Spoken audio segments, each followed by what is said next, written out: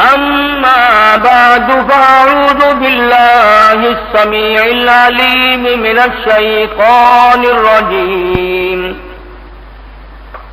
بسم الله الرحمن الرحيم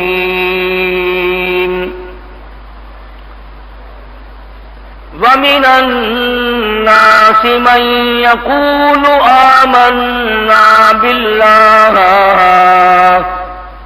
وباليوم الآخر وما هم بمؤمنين يخادعون الله والذين آمنوا وما يخدعون إلا أنفسهم وما يشعرون في قلوبهم مرض فزادهم الله مرضا وَلَهُمْ عَذَابٌ أَلِيمٌ بِمَا كَانُوا يَكْذِبُونَ وَإِذَا قِيلَ لَهُمْ لَا تُفْسِدُوا فِي الْأَرْضِ قَالُوا إِنَّمَا نَحْنُ مُصْلِحُونَ صدق الله مولانا العلي العظيم وبلغنا رسوله النبي الكريم ونحن على ذلك لمن الشاهدين والشاكرين والحمد لله رب العالمين اللهم صل على محمد وعلى آل محمد كما صليت على إبراهيم وعلى آل إبراهيم إنك حميد مجيد اللهم بارك على محمد وعلى آل محمد كما باركت على إبراهيم وعلى آل إبراهيم إنك حميد مجيد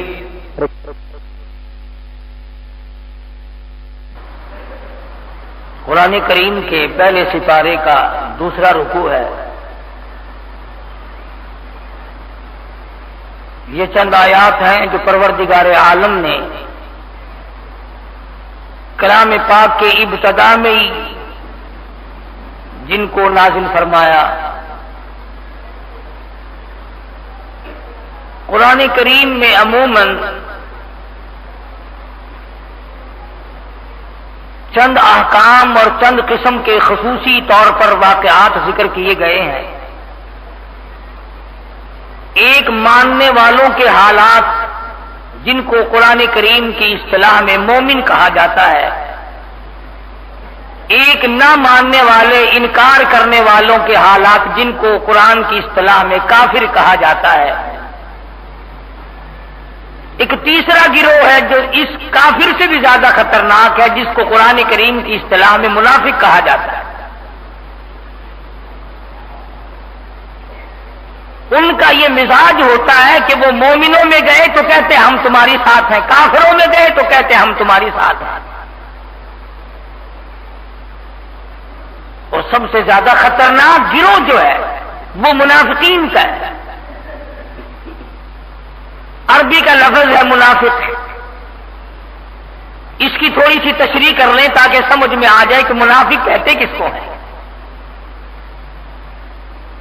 علماء کی اصطلاح میں منافق اس آدمی کو کہا جاتا ہے جس کے دل میں کچھ ہو اور زبان سے کچھ اور ہو. کھلے لفظوں میں سمجھاؤں آپ کو, باہر کے بے ایمان کو کافر کہتے ہیں, اندر کے بے ایمان کو منافق کہتے ہیں. جس کا اندر کالا, اندر سے مشرک, اندر سے دین کا دشمن, قرآن کا دشمن, نبی کی ختم نبوت کا دشمن, امام الانبیاء محبوب کبریا حضرت محمد مصطفیٰ صلی اللہ علیہ وسلم کے لائے ہوئے دستور کا دشمن, قرآن کریم کا دشمن, اس کو منافق کہتے ہیں۔ اللہ پاک جل شانہ نے پہلے مومنین کا اور پھر کفار کا ذکر کرنے کے بعد فوراً ان منافقین کے ذکر کو شروع فرمایا اور یوں فرمایا وَمِنَ النَّاسِ، بعض لوگ وہ ہیں، وَمِنَ النَّاسِ، کچھ لوگ وہ ہیں، مَن يَقُولُ آمَنَّا بِاللَّهِ، جو اپنی زبان سے کہتے ہیں اللہ پاک ایک ہے، اللہ وحدہ لا شریک ہے، اللہ بے مثل سے بے مثال ہے، وہ پروردگار عالم ہے، اپنی ذات میں صفات میں یکتا ہے، اپنی شان میں نرالا ہے۔ وَمِنَ النَّاسِ، کچھ لوگ ایسے ہیں جو زبان سے یوں کہتے ہیں کہ اللہ پاک کی ذات و صفات نرالی، آن نرالی، شان نرالی، قدرت نرالی، عظمت نرالی، سب کچھ نرالا۔ مَن یقول آمنا باللہ، اور اس پر ان کا یقین بھی ہے، وَبِالْيَوْمِ الْآخِرِ، قیامت کے بارے میں بھی کہتے ہیں کہ ضرور آئے گی، قیامت کا دن بھی آئے گا، سزا بھی ملے گی، نیکی کرنے والوں کو جزا ملے گی، بدی کرنے والوں کو سزا ملے گی، مصطفیٰ کریم کے فرما برداروں کو جزا ملے گی، مصطفیٰ کریم صلی اللہ علیہ وسلم کے نافرمانوں کو سزا ملے گی، دین کی عظمت کو برقرار رکھنے والوں کو جزا ملے گی، دین کی قدروں اور شاعر اسلام کی توہین کرنے والوں کو سزا ملے گی۔ سب کچھ ہوتے ہوئے فرمایا وَمِنَ النَّاسِ مَن يَقُولُ آمَنَّا بِاللَّهِ وَبِالْيَوْمِ الْآخِرِ، قیامت پر بھی ایمان ہے، آخرت پہ بھی ایمان ہے، اللہ کی ذات و صفات پہ بھی یقین اور ایمان ہے، لیکن اللہ پاک فرماتے ہیں یہ کسی نبی کی بات نہیں، کسی صحابی کی بات نہیں، کسی ولی کی بات نہیں، کسی درویش اور قلندر کی بات نہیں، کسی طبقے اور جماعت کی بات نہیں، کسی فرقے کی بات نہیں، اللہ پاک فرماتے ہیں باوجود اس کے وَمِنَ النَّاسِ آمنا باللہ، مجھ پر وہ ایمان بھی رکھتے ہیں، قیامت کے دن پر بھی ان کا ایمان ہے، لیکن میں خدا کہتا ہوں وَمَا هُمْ بِمُؤْمِنِينَ، وہ ہرگز ایماندار نہیں۔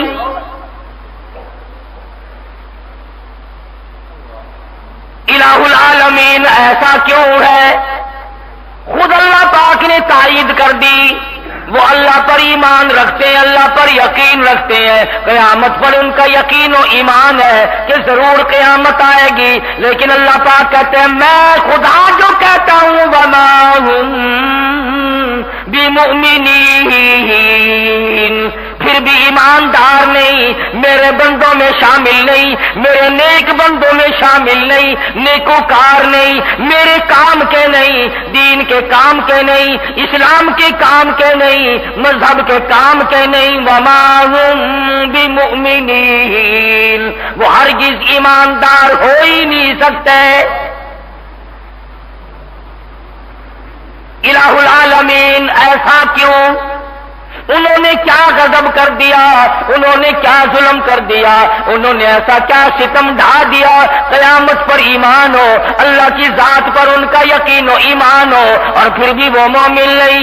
جواب دیا، یہ نہیں فرمایا چوری کرتے ہیں، یہ نہیں فرمایا قتل کرتے ہیں، یہ نہیں فرمایا زنا کرتے ہیں، یہ نہیں فرمایا شراب پیتے ہیں۔ کیوں؟ چوری کرنے والا ساری عمر چوری کرتا رہے، کبھی اس کو نیکی نہیں سمجھے گا، زنا کرنے والا ساری عمر بدکاری کرتا رہے، کبھی اس کو عبادت نہیں سمجھے گا، تمام شراب پینے والا کبھی اس کو عبادت نہیں سمجھے گا۔ اللہ پاک جل شانہ نے فرمایا یہ جو منافق ہے یہ اندر کا بے ایمان ہے، اندر کا کالا ہے، اندر کا منافق ہے۔ یخادعون اللہ والذین آمنوا وما یخدعون الا انفسهم وما یشعرون، دھوکہ دیتے ہیں اللہ پاک کو۔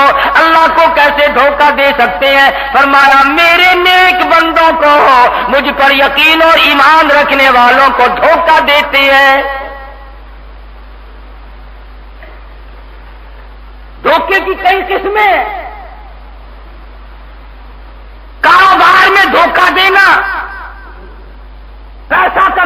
کے لیے کسی کو دھوکہ دینا، اپنا الو سیدھا کرنے کے لیے کسی کو دھوکہ دینا، فریب دینا، کب تک چلے گی فریب بازی؟ دنیا ہی میں کھل جایا کرتی ہے۔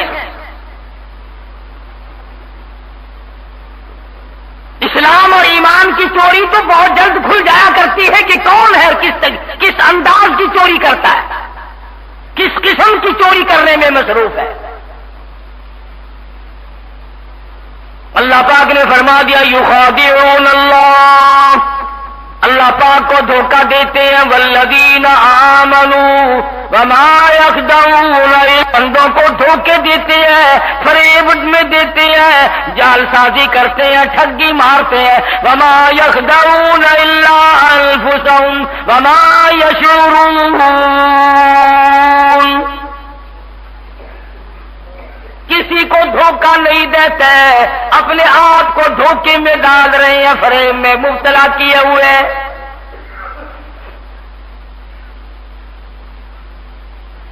دنیاوی کاروبار میں فریب کرنا، دھوکہ دینا، مال کے بدلے کوئی اور مال بتلانا، دین کے معاملات میں فریب کرنا، اللہ کے نظام میں فریب کرنا، اسلام کا نام لیتے جانا، کفریہ نظام کو ہر وقت چلانا، محمد عربی صلی اللہ تعالی علیہ وسلم کے لائے ہوئے قانون کو، لائے ہوئے ضابطۂ حیات کو، اس نصب العین کو دفن کر دینا، اس کو قید کر دینا، اس کو مقید کر دینا، اللہ کے قرآن کو صرف مردوں کے لیے برکت سمجھنا، جنت میں جانے کا ایک آخر میں ٹکٹ سمجھنا، دنیا میں کام آنے کے لیے اس کا کوئی کام نہیں۔ آج یہ جتنے علماء دیوبند کے پیچھے لگے ہوئے ہیں، ان سے پوچھو کہ تم نے اور تمہارے بڑوں نے، تمہارے اور بڑوں نے کبھی ختم نبوت کے دشمنوں کے سامنا بھی کیا؟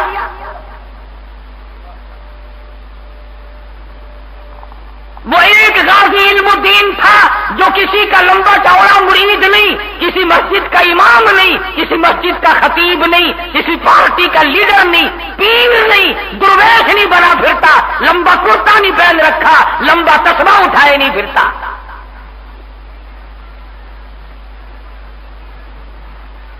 سید عطا اللہ شاہ صاحب بخاری رحمت اللہ علیہ نے لاہور میں تقریر فرمائی، فرمانے لگے لوگوں فاطمۃ الزہرا تمہارے سامنے ننگے سر آئی ہے، اور سوال کرتی ہے لوگوں میرے ابا کی ختم نبوت والی چادر کو کیا ہوا؟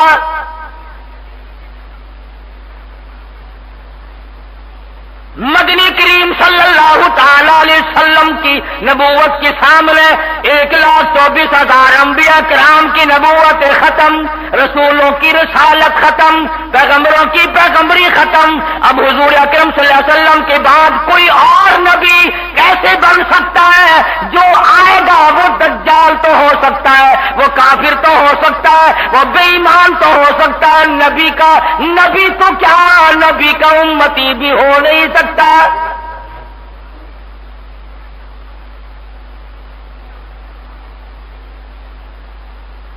مسلمہ کذاب کے ساتھ سیدنا ابوبکر صدیق رضی اللہ تعالی عنہ نے جہاد کیا ہے، 1000 صحابہ کرام شہید ہوئے مدنی کریم صلی اللہ علیہ وسلم کی ختم نبوت پہ۔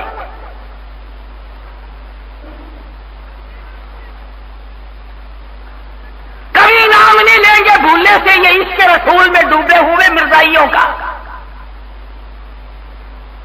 مدنی کریم صلی اللہ تعالی علیہ وسلم کا لایا ہوا قرآن کریم، اللہ پاک کے بھیجا ہوا قرآن کریم صاف صاف کہتا ہے یخادعون اللہ والذین آمنوا وما یخدعون الا انفسهم وما یشعرون۔ تم میرے ماننے والوں کو، مجھ پر یقین رکھنے والوں کو دھوکہ دیتے ہو، فریب کرتے ہو، پھر وہی حالات شروع ہو گئے پاکستان میں.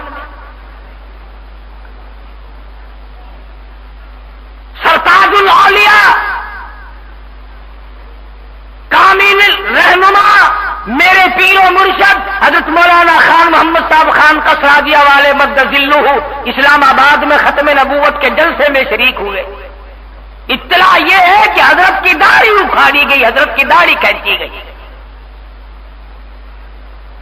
میں یہ کہتا ہوں کہ سن 76 میں علماء کی داڑھی کھینچنے والے کا تمہیں پتہ نہیں کیا حشر ہوا. سن 70 میں علماء کی توہین کرنے والوں کو تم نہیں جانتے کیا ہوا. اور تمہیں پتہ نہیں پرسوں اسرائیل نے تمہارے مسلمانوں کے جو گلے پکڑ کر دبائے ہیں، تمہیں شرم نہیں آتی؟ تم دین کا کیا کام کر رہے ہو؟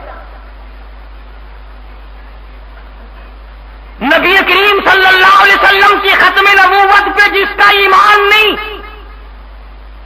میں کہتا ہوں اس کی نماز بیکار ہے، اس کا روزہ بیکار ہے، اس کا حج بیکار ہے، اس کی زکات بیکار ہے. وہ ساری رات بیت اللہ میں کھڑے ہو کر طواف کرے، اللہ پاک کے یہاں اس کی کوئی عظمت نہیں. اسی کو کہتا ہے کہ نماز اچھی، روزہ اچھا، حج اچھا، زکات اچھی، پر باوجود ان کی میں مسلمان ہو نہیں سکتا. نہ جب تک کٹ مروں میں کھا جائے یسرب کی عزت پر، خدا شاہد ہے کامل میرا ایمان ہو نہیں سکتا.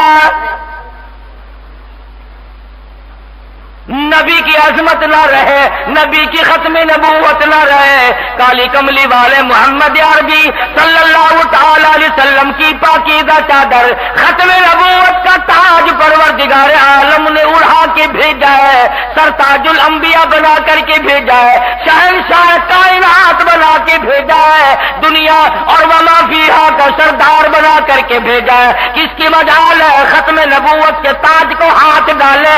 جو انگریز کے ایجنٹ ہے، جو یہودیوں کے ایجنٹ ہے، جو کافروں کے ایجنٹ ہے، جو حرام کھانے والے ہیں، وہ ختم نبوت سے بغاوت کر کے علماء کی توہین کریں، ہمیں کوئی پرواہ نہیں. انشاءاللہ دنیا ہی میں علاج ہوتا دیکھا. اسی کو کہتا کہ رنگ لائے گی ہماری فاقہ مستی ایک دن، رنگ لائے گی ہماری فاقہ مستی ایک دن، اور مٹ جائے گی اے ستم گر تیری ہستی ایک دن. کہاں گئے پہلے؟ ان کی تو اتنی ہاہو کرنے والا بھی کوئی نہیں. وہ 36,000 ایکڑ کا مالک تھا، کتنی بڑی پارٹی کا چیئرمین تھا. سارے ملک میں پتہ نہیں کیا سے کیا بن گیا تھا، تباہی پھر گئی، شکلیں بدل گئی لوگوں کی. اللہ پاک نے دنیا ہی میں سزا دی، اور خدا نے یہ تھوڑی کہا رکھا کہ میں ایک دو کو دوں گا باقیوں کو پوچھوں گا ہی نہیں. اب جو ایسا کرے گا اس سے زیادہ ذلیل ہوگا، اس سے زیادہ دنیا ہی میں بے عزت ہو کے مرے گا، اور آخرت کا عذاب جو ہوگا وہ خدا جانتا ہے. فرمایا یخادعون اللہ والذین آمنوا وما یخدعون الا انفسهم وما یشعرون. فرمایا فی قلوبہم مرض فزادہم اللہ مرضا، ان کے دلوں میں روگ ہے، بیماری ہے. آ گئی نا بات وہی، اندر کا کالا، اندر کا بے ایمان، اوپر سے یاری دوستی. اجی ہم آپ کے پرانے دوستوں میں سے ہیں، ہماری آپ کی بڑی پرانی دوستی ہے. ادھر دروازے پہ دیکھ رہا ہے بیٹی خوبصورت ہے، ہاتھ لگ جائے تو اس کی بیٹی کی آبرو برباد کر. دوست کی بہن کی آبرو کو برباد کرنے کا پروگرام ہے، دوست کی بیوی کی آبرو کو تباہ کرنے کا پروگرام ہے، دوستوں رشتہ داروں کی بیٹیوں کی آبرو کو برباد کرنے کا پروگرام ہے. فرمایا فی قلوبهم مرض فزادهم الله مرضا، ان کے دلوں میں روگ ہے، بیماری ہے، اندر کے پلیت ہے، اندر کے ناپاک ہے.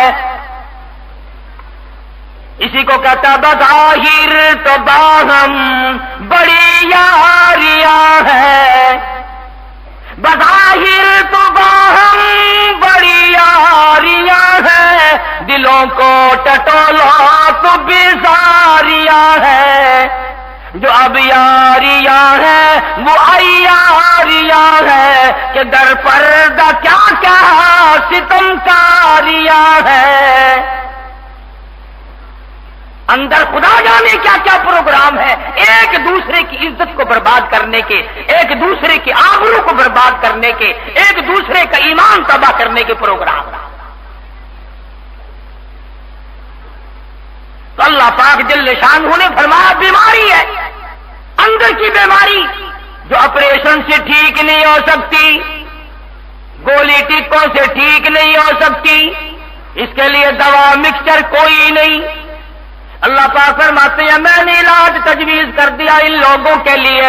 الہ العالمین کیا علاج تجویز کیا ہے؟ فرمایا وَلَهُمْ عَذَابٌ أَلِيمٌ، میں نے ان کے لیے دردناک عذاب تیار کر رکھا ہے.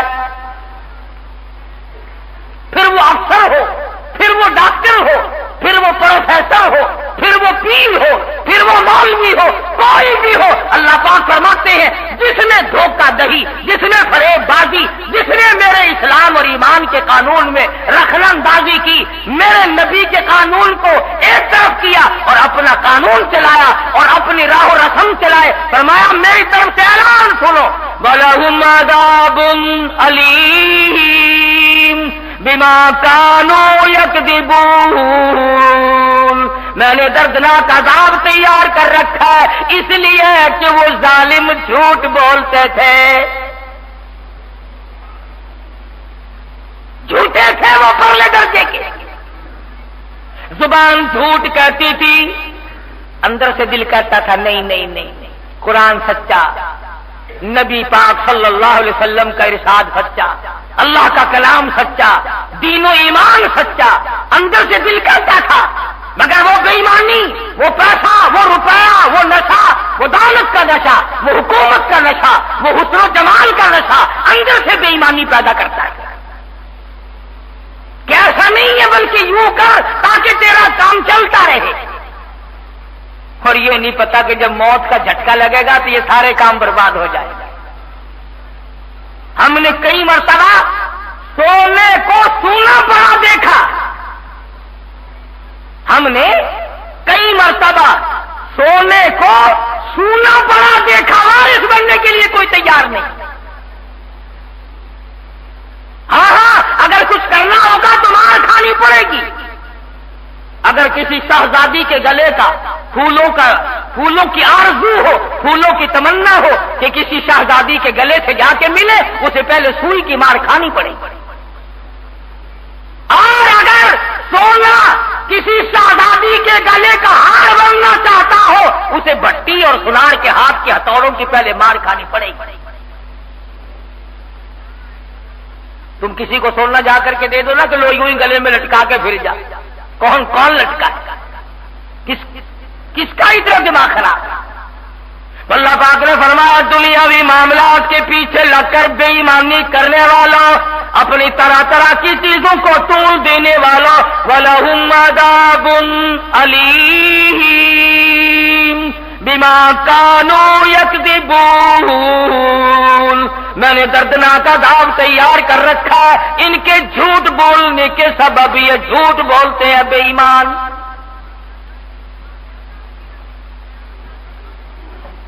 اب ایمانداری سے بتلاؤ ان اللہ والوں کی جن لوگوں نے توہین کی ہوگی، جس بے ایمان کافر کے بچے نے حضرت کی داڑھی پہ ہاتھ ڈالا ہوگا، تحقیق کر کے دیکھ لو وہ بالکل یہودی کا تخم ثابت ہوگا. مسلمان ایسا کر ہی نہیں سکتا. ناممکن ہے یہ کہ کسی اللہ والے کی داڑھی پہ مسلمان ہاتھ ڈالتے اور نبی کی سنت پہ ہاتھ ڈالے. اصل میں ان کی بھی مدت پوری ہو گئی ہے، غریبوں کی کچھ کافی عرصہ گزر گیا نا، کھا لیا پی لیا کما لیا۔ ہمارے بڑے ایک بات کہا کرتے تھے کہ جب کتے کی موت آتی ہے نہ، گدڑ کی جب موت آتی ہے تو شہر کی طرف آ جاتا ہے، سانپ کی جب موت آتی ہے باہر کو نکل آتا ہے۔ گنے گئے جن مسلمانوں کے بدعمالیوں کے سبب جتنی آبادی کل ملتان شہر کی ہے، اس سے زیادہ آبادی نہیں پورے اسرائیلی ملک کی، پیرا غائب سے لے کر شیر شاہ تک کی جتنی آبادی ہے، اس سے زیادہ پورے اسرائیل کی آبادی نہیں، اور اس نے 1 ارب مسلمانوں کو ناک چڑھے چبا رکھے ہیں،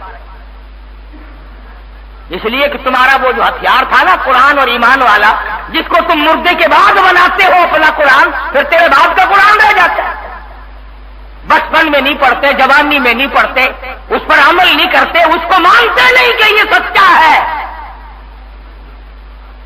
عدالت میں، مارکیٹ میں، بازار میں، محلے میں، نکاح میں، شادی میں قرآن کے ماننے والا کوئی نہیں،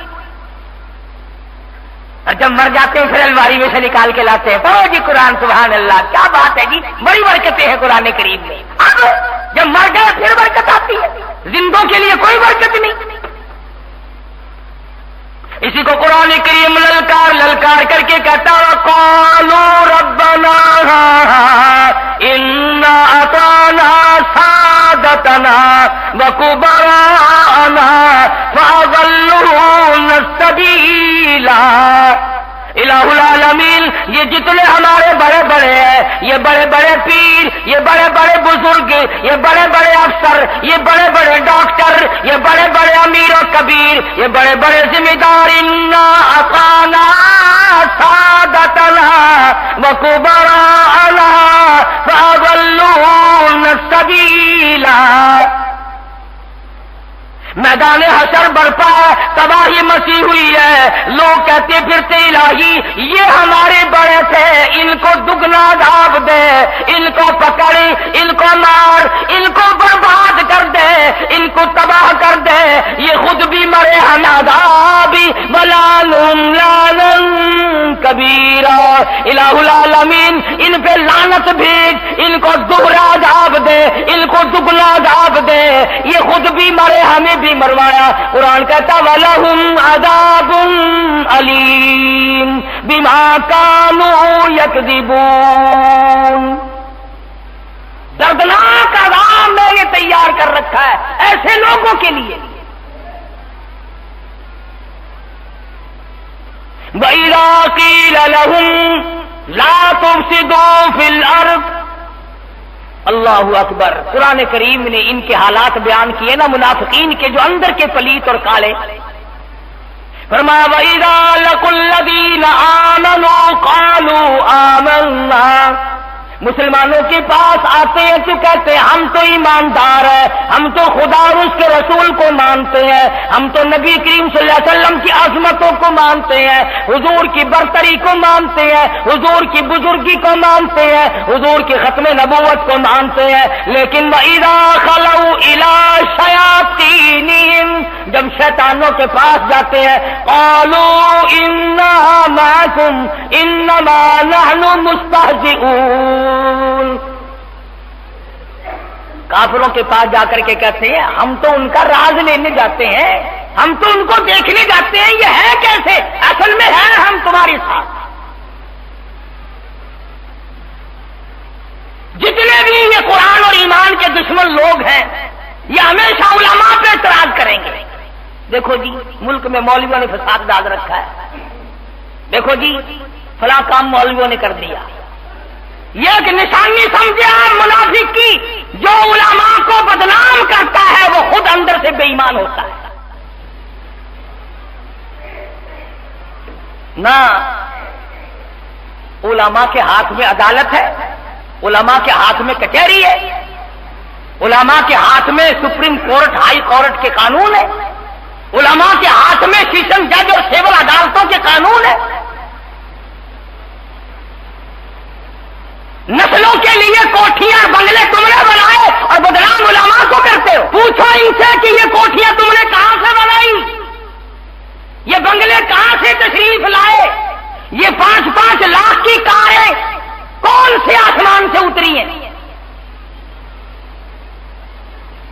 تمہاری نوکری کتنی ہے اور یہ پیسے تمہارے پاس آئے کہاں سے؟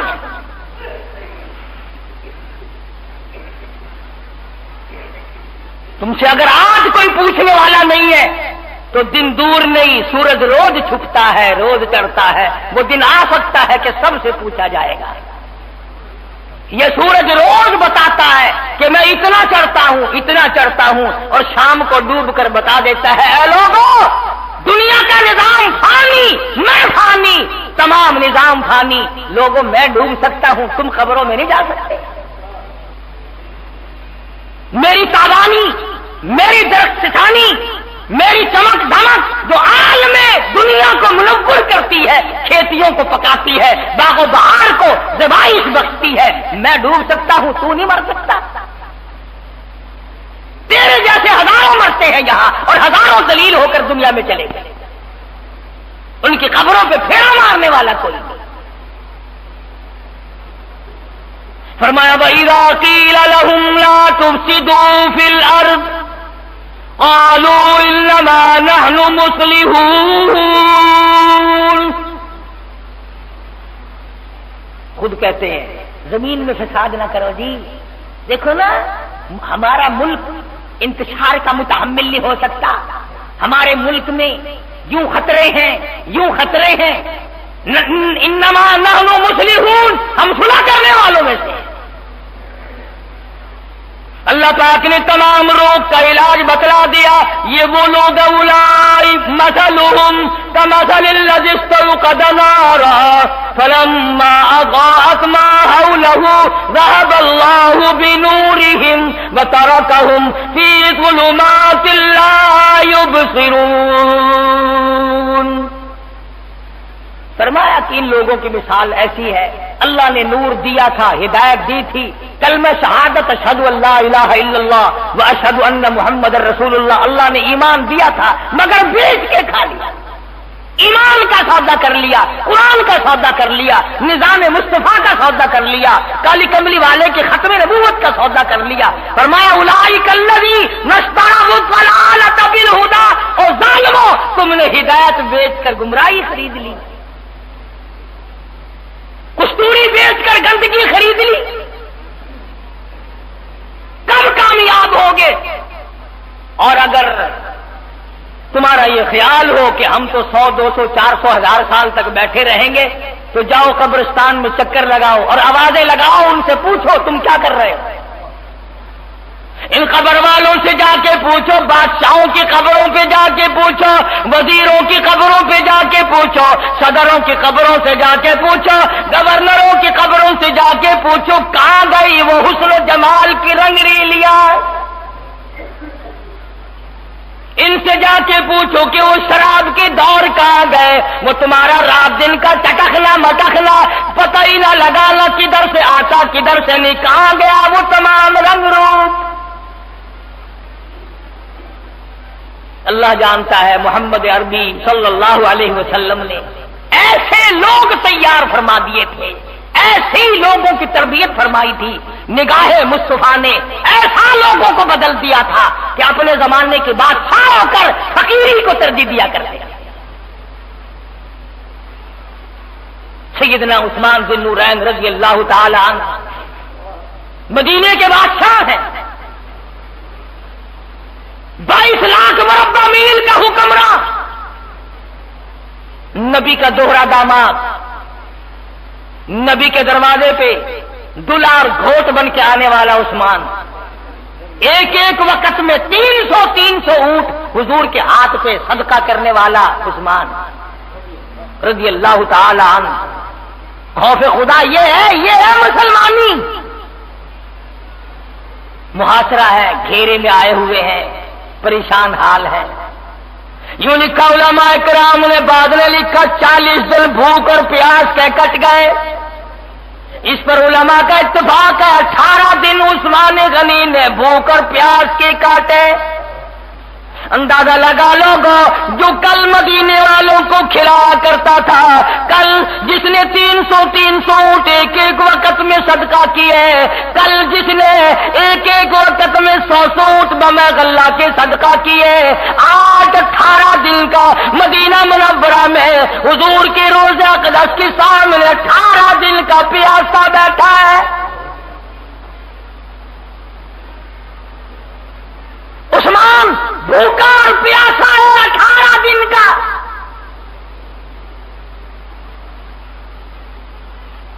خود حضرت علی رضی اللہ تعالیٰ عنہ تشریف لے گئے کہ ہمیں اجازت دو ہم ان باغیوں کو مارے بار بگا دیں. کیا فرمایا؟ قربان جاؤں عثمان تیری محبت مدینہ پر.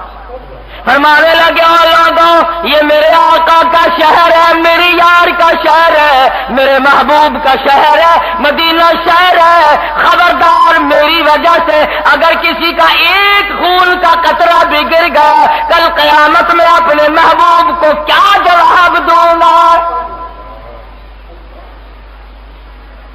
سب کچھ ہوتے ہوئے عثمان نے انکار کر دیا. فوج تھی، پولیس تھی، لشکر تھا، اقتدار تھا، عوام تھے، اور جس کے ساتھ علی جیسا شیر خدا ہو، جس کے ساتھ حسنین کریمین جیسے جوان ہو، وہ عثمان مدینے میں مقابلہ نہیں کرتا، مدینے کی توہین نہ ہو جائے. عثمان ذو النورین رضی اللہ تعالی عنہ کی یہ جو تو نے حرکت کی ہے اس سے تیرا باپ ناراض ہو جاتا. سیدنا عثمان ذو النورین رضی اللہ تعالیٰ عنہ کا بالکل آخر پریشان حال ہے. فرمایا لوگوں یہ میٹھا کنواں میں نے خرید کے تمہیں دیا تھا، سب کہنے دل گزر گئے، ایک گھونٹ پانی کا نہیں ملا. آپ نے فرمایا دیا میں نے تم پر اتنے اونٹ قربان کیے، میں نے مسجد نبی کی زمین خرید کے دی. عثمان غنودگی اہلیہ کو فرمانے لگے وہ میرا پاجامہ تو لا جو میں نے سلوا کے رکھا ہوا ہے. پوچھا گھر والی نے کیا کرو گے پہن کر؟ فرمایا وقت قریب ہے، ظالم مجھ پر حملہ کریں گے، ظالم مجھے کاٹیں گے، ظالم لوگ مجھے ذبح کریں گے. اگر تیمم ہوا مجھے تڑپنا آئے گا، کٹوں گا تو ذبح ہوں گا، تڑپوں گا. ایسا نہ ہو میری شرمگاہ پر کسی کی نظر نہ پڑ جائے. تمہیں کیسے پتا چل گیا کہ تم پہ حملہ ہونے والا ہے؟ فرمانے لگے ابھی ابھی میں بھوک اور پیاس کا مارا ہوا قرآن کریم کی تلاوت کر رہا تھا، مدنی کریم صلی اللہ علیہ وسلم خام میں تشریف لائے. فرمایا عثمان آ جا، آج شام کا روزہ اکٹھے افطار کریں گے. میرا یقین ہو گیا کہ آج میں حضور اکرم صلی اللہ علیہ وسلم کے دربار میں پہنچ جاؤں گا. اور یہ نشے اللہ اکبر. 3 دن گزر گئے، عثمان کی لاش بے گورو کفن پڑی ہے. کسی نے دروازے پہ دستک دی، کھٹکھٹا دروازہ، پوچھا کون ہے؟ حضرت نیلا سمجھی کوئی ہمدرد آیا، رات کا وقت ہے، کفن دفن کا انتظام کرے گا. دروازہ کھول دیا، پوچھا عثمان کا ہے؟ بتا دیا یہ ہے. آگے بڑھا، چادر اٹھائی، شہادت کے تیسرے دن عثمان کے منہ پہ تھپڑ مارا.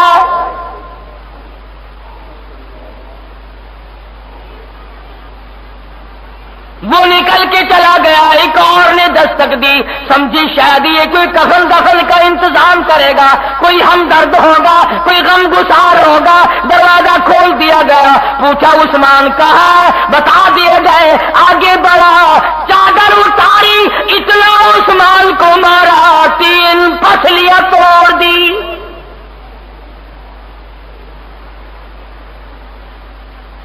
یہ جو دنیا کے نشے میں جب آدمی آ جاتا ہے پھر اس نے کبھی نہیں دیکھا کہ میرے سامنے عثمان غنی ہے، یا میرے سامنے احمد علی لاہوری ہے، یا میرے سامنے مولانا خان محمد ہے، یا سید عطا اللہ شاہ بخاری ہے. پھر وہ آج سوچنے نہیں پایا کرتا. محمد ابن سیرین رحمہ اللہ فرماتے ہیں میں نے ایک آدمی کو بیت اللہ کا طواف کرتے ہوئے دیکھا، دونوں ہاتھ اس کے لکڑی کی طرح سوکھ گئے تھے، اور وہ یہ کہہ رہا تھا یا اللہ تو مجھے معاف کر دے، پر میرا یقین ہے کہ تو مجھے معاف نہیں کرے گا. کسی نے پوچھا ظالم کمینے تجھے کیسے یقین ہو گیا کہ اللہ تجھے معاف نہیں کرے گا؟ دونوں ہاتھ نکال کر دکھا کے کہنے لگا لوگوں میں وہ ظالم ہوں جس نے شہادت کے بعد عثمان کے منہ پہ تھپڑ مارا تھا. ابو ہریرہ کہتے ہیں رضی اللہ تعالیٰ، میں نے شام کی سرحد پہ ایک آدمی کو دیکھا، سارا بدن گل چکا تھا، کوڑ لگا ہوا تھا، تمام بدن برباد ہو چکا تھا، کیڑوں نے کھا لیا تھا، منہ کے بل گھسٹ رہا تھا۔ میں نے پوچھا تو کون ہے؟ کہنے لگا میں وہ ظالم ہوں جس نے عثمان کی شہادت کے بعد بھی 3 پسلیاں توڑ دی۔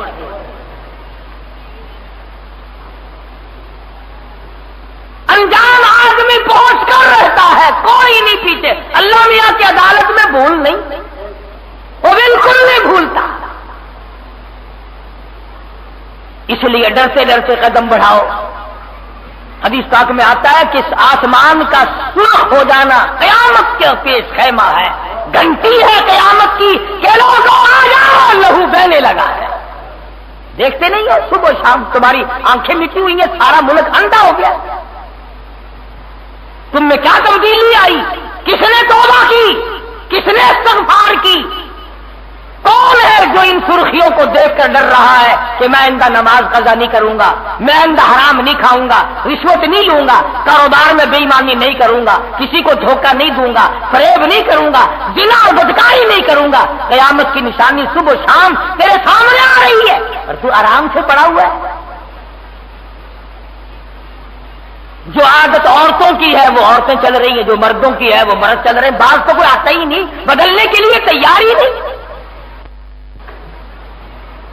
کسے پرواہ نہیں ہے کہ یہ ہو کیا رہا ہے؟ اللہ پاک کے نبی نے ارشاد فرمایا اللہ کا سرخ آسمان ہو جائے گا، فرمایا فَإِذَا انشَقَّتِ السَّمَاءُ فَكَانَتْ وَرْدَةً كَالدِّهَانِ۔ آسمان اتنا سرخ ہو جائے گا، نری کی طرح لوگ دیکھ کر حیران ہو جائیں گے۔ سرخ آندھی آئے گی، سرخ آسمان ہو جائے گا، سرخ مٹی تمہارے سامنے آئے گی، قیامت کے دن کا بغل کا ثبوت دے گی۔